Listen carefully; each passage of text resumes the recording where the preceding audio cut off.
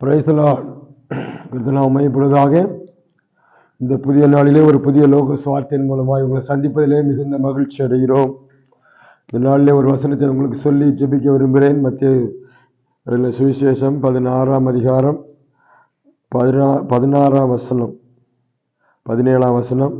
மத்தேயு 16:17 ஒரு வசனத்தை நான் உங்களுக்கு சொல்லி ஜெபிக்க விரும்புகிறேன். சீமோன் பேதுரு பிரயுத்தரமாக, நீர் ஜீவனுள்ள தேவனுடைய குமாரனாகிய கிறிஸ்து என்றான். இயேசு அவனை நோக்கி, யோனாவின் குமாரனாகிய சீமோனே, நீ பாக்கியவான்.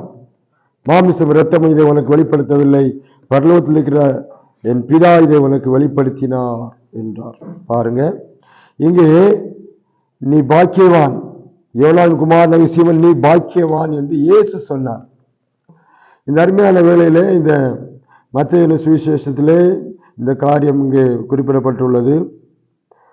சீமோன் பேதுரு அவருடைய சீசன் ஆகிய சீமோன் பேதுரை பார்த்து சொன்னார், நீ பாக்கியவான் என்று சொன்னார். எதனாலே அதை சொன்னார் என்று சொல்லி நாம் மேலே வாசிக்கும் போது, அங்கே சீசனை பார்த்து ஆண்டவர் ஒரு கேள்வி கேட்டார். ஜனங்கள் எல்லாரும் என்னை யார் என்று சொல்லுகிறார்கள் என்று கேட்கும்போது, அப்பொழுது அவங்க எல்லாரும் சொன்னாங்க, சிலர் உம்மை யோவான் ஸ்நானகர் என்று சொல்றாங்க, சிலர் எரேமியா என்று சொல்றாங்க, சிலர் எலியா என்று சொல்றாங்க, எல்லா தீர்க்கதரிசியில் ஒருவர் என்று சொல்லி உண்மை பலரும் பல விதமாய் சொல்லுகிறார்கள் என்று சொன்னாங்க.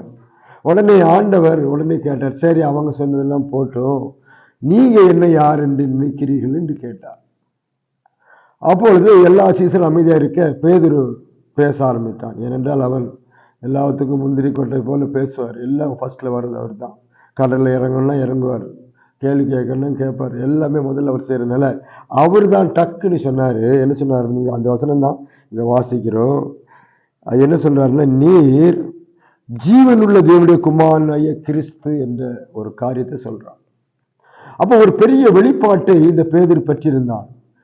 நம்மோடு இருக்கிற இந்த இயேசு யார் என்றால் தேவனுடைய குமாரனாகிய, அது யார்? ஜீவனுள்ள தேவனுடைய குமாரனாகிய கிறிஸ்து என்றார்.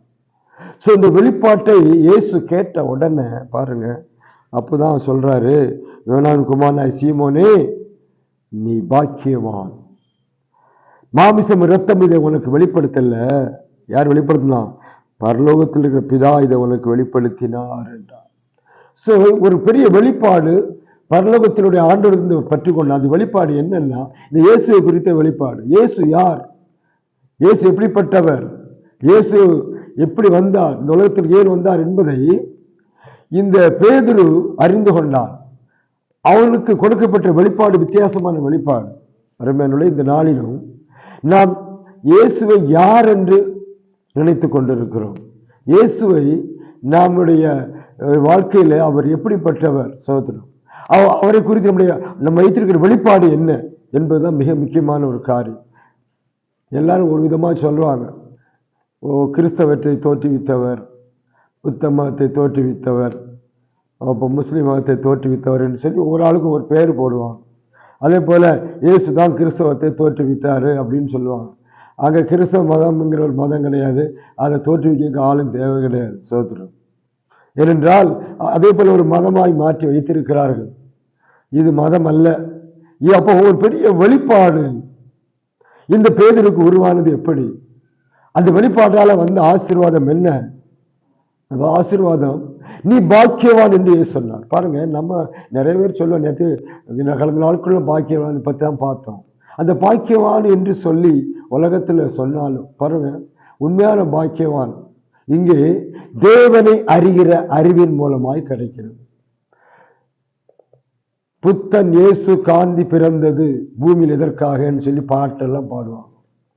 ஆனா எல்லாம் ஒரே லிஸ்ட்ல வைக்கலாம். ஆனா இயேசு அங்க லிஸ்ட்ல வைக்க முடியாது. ஏனென்றால் மற்றவங்க எல்லாம் மரித்து மண்ணோட மண்ண போனாங்க.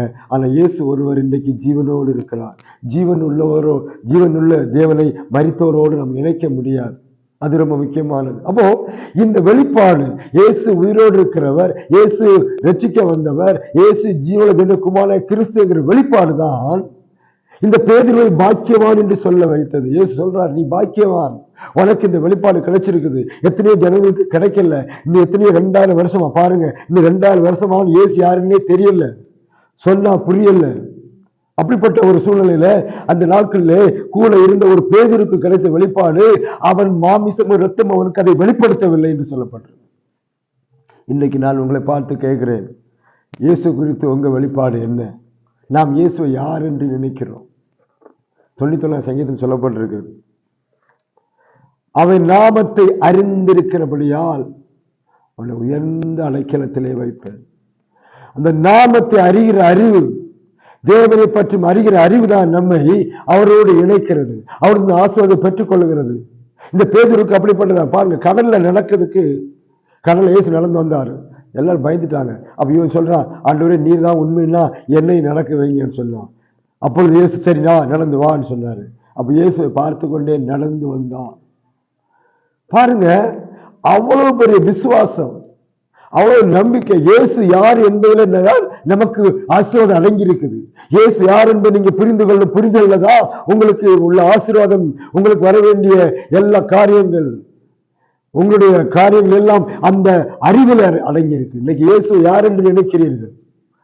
பாருங்க, பேதுருக்கு ஒரு பெரிய வெளிப்பாடு, ஜீவன் உள்ள தேவனுடைய குமாரனாகிய கிறிஸ்து என்றார்.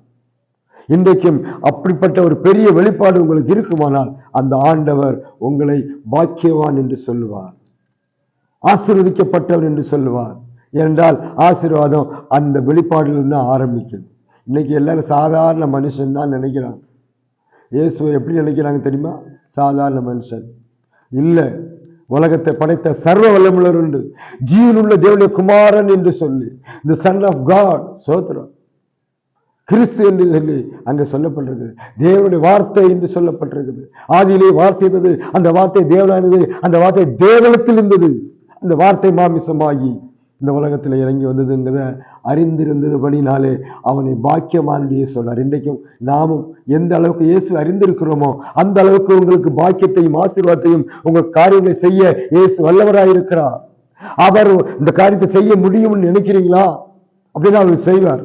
சோத்திரம்.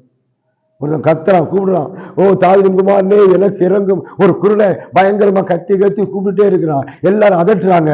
ஆனால் அவன் நிறுத்தாப்ப இல்லை, கூப்பிட்டே இருக்கிறான். அப்பொழுது இயேசு நின்று அவனை கூட்டி வாங்கன்னு சொல்லி கேட்கிறாரு, நான் உனக்கு என்ன செய்ய வேண்டும் என்று இருக்கிறாய்? நான் பார்வை அடையணும்னு சொல்றான். நான் பார்வை அடையணும். அப்போ நான் உனக்கு பார்வை கொடுக்கணும் நம்புறாயான்னு கேட்கிறேன். ஆமா, நான் விசுவாசிக்கிறேன். அப்படியானால் ஒரு விசுவாசம் இப்படி ஆகட்டும். நாம் நம்பிக்கையின்படி நமக்கு ஆசீர்வாதம். இன்றைக்கு உங்க வாழ்க்கையில என்ன நம்புகிறீர்கள்? தேவன் யார் என்று நம்புகிறீர்கள்? சாதாரண மனுஷனால் அவர் மனுஷன் தான்.